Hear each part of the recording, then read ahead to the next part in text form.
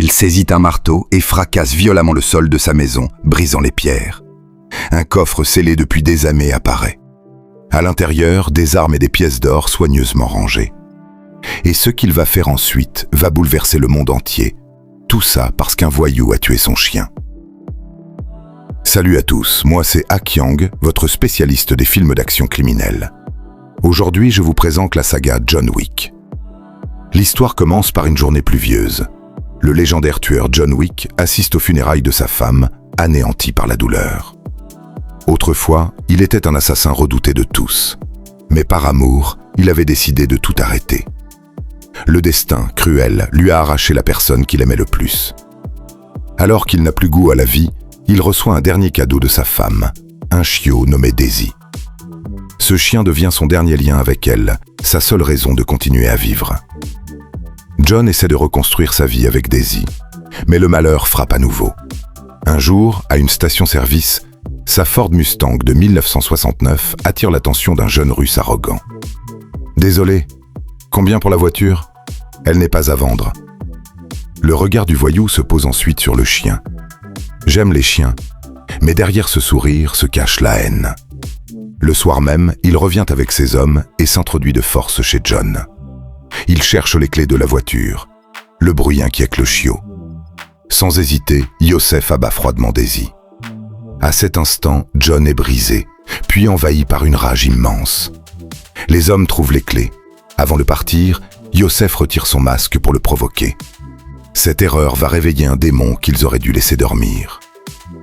Le lendemain, John enterre son chien de ses propres mains, nettoie le sang. Les souvenirs de sa femme et de la nuit précédente se mêlent. Dans ses yeux, une intention meurtrière. Pendant ce temps, Yosef, inconscient du danger, emmène la voiture dans un garage. Mais en voyant la plaque, le patron panique et leur ordonne de partir immédiatement. Yosef, arrogant, menace. « Cet endroit appartient à mon père, tu bosses pour moi. » Mais le patron sait très bien qu'ils ont affaire. Quand il apprend qu'ils ont tué le chien, mais pas John, il le frappe immédiatement. Ses hommes sortent leurs armes. Le patron leur dit simplement « Demandez à votre boss, il comprendra. » Une fois parti, il appelle John et révèle l'identité du coupable, le fils du parrain russe, Vigo. Quand Vigo apprend que son fils a volé la voiture de John et tué son chien, il est terrifié. Il connaît la légende. Il frappe violemment son fils. Yosef ne comprend pas. C'est juste un type banal. Mais Vigo sait. John Wick n'est pas un homme ordinaire.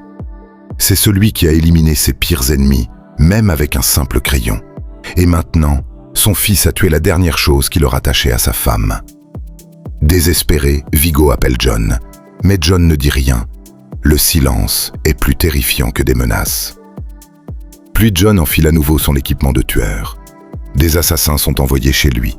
Il éteint les lumières, prend ses armes et les élimine un par un. Précis, rapide, impitoyable. Après le massacre, la police arrive. Mais en voyant la scène, l'officier comprend immédiatement. Il préfère fermer les yeux. John fait appel à une équipe spécialisée et paie en pièces d'or pour nettoyer les corps. Vigo met alors une prime énorme sur sa tête et engage Marcus, un sniper d'élite et ancien ami de John.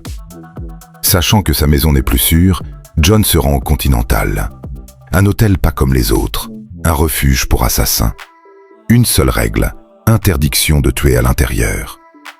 Le directeur, Winston, lui fournit armes et services. John apprend où se cache Yosef. Il s'équipe et part chasser. Dans un club, il infiltre discrètement les lieux, élimine les gardes, repère sa cible. Mais Yosef s'échappe. S'ensuit une fusillade violente. John enchaîne les tirs précis, 2 dans le torse, 1 dans la tête. Mais trop d'ennemis, il est blessé et doit battre en retraite. De retour à l'hôtel, un médecin le soigne. Mais une tueuse attaque dans sa chambre. John la maîtrise après un combat intense et l'interroge. Il découvre l'emplacement de Vigo. Il attaque alors son repère et détruit son argent. Fou de rage, Vigo capture John et le frappe. Tout ça pour un chien ? John répond calmement. Ce chien était tout ce qu'il me restait. Marcus intervient à distance et permet à John de s'échapper. S'ensuit une traque finale. John élimine tous les hommes de Vigo puis Youssef. Enfin, il affronte Vigo. Un combat brutal. Un seul survivant. John le tue. Blessé, épuisé, il se rend dans une clinique vétérinaire, se soigne et adopte un nouveau chien. Il marche dans la nuit avec une nouvelle chance de vivre.